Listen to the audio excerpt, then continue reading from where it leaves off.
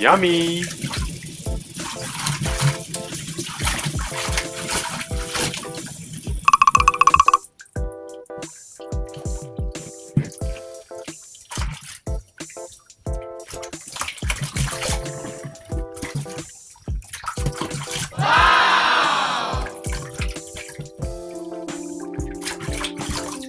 Yummy!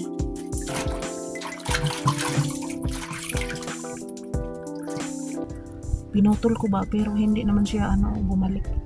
Kaya, so tanim tayo ulit. No, today is 31 ata, 31, may 31 ba? So tanim tayo ulit ng lettuce. Yan, ito yung lettuce na ito yung lettuce guys na pinili ko sa my dollar store. So dollar lang binili ko nito guys.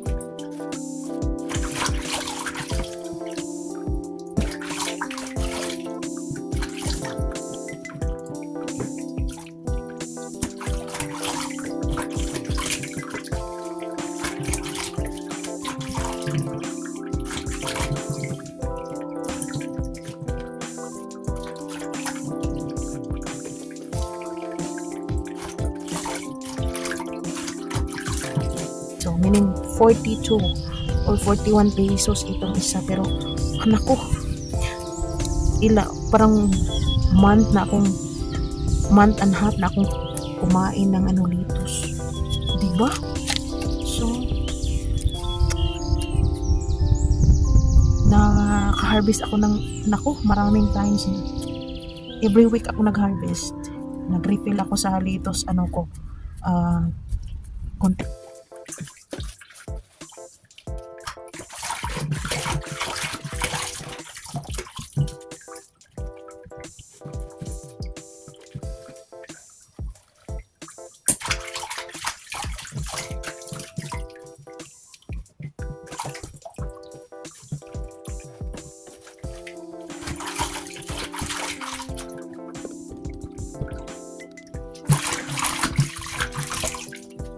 Container sa refrigerator.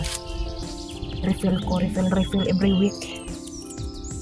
At ito, kinuha ko na lang, pinutol ko at nilagay ko na lang dito sa compost yung kinuha ko ng dahon. So, this time hindi natin maramihan yung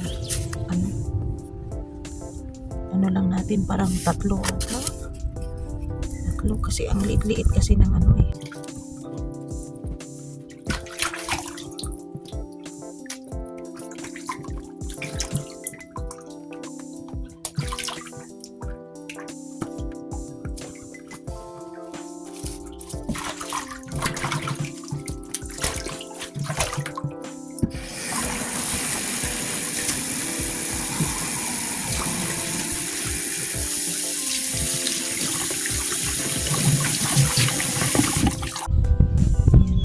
liit ng liso ba?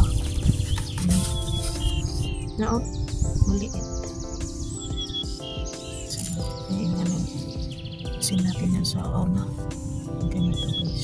Ganito yung una kong tinanim. Parang ako ng rice nagseedling ako ng rice. So ganito na lang din. No?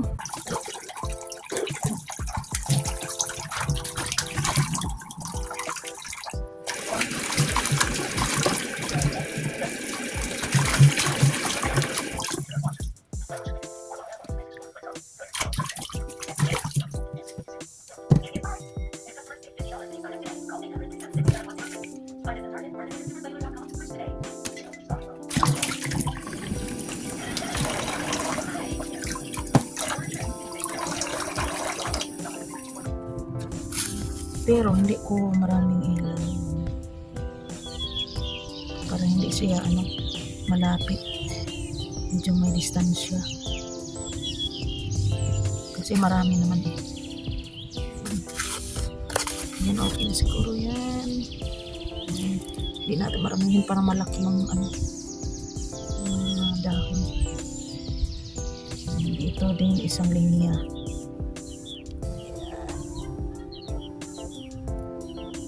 Linya natin pero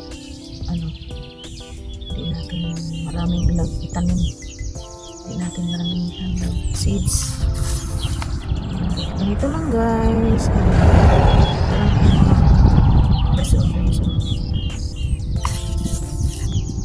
Kasi pag marami siya maipit yung anong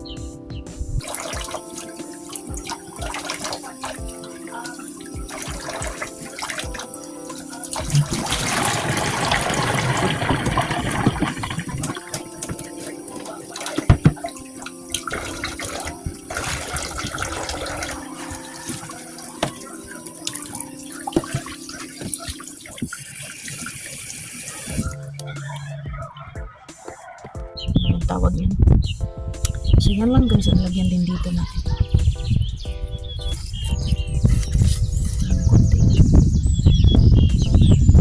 Ayan. Tingnan natin guys sa mga 10 days. Pag tumubo ba ito? No? Tingnan natin. Tumubo ba sila? Ayan. That's it guys. Thanks for watching. So yan na guys. Ayan dito. So mayroon pa tayong harvest mga 2 container pa ito guys. Ayan. Marami pang litos dyan. At doon may litos din ako doon sa may pot. Yan. Hindi ko pa na-harvest yun. Bago yung tinanim ko. Yan. Malaki na. Diba? So pag may tanim, mayanihin talaga.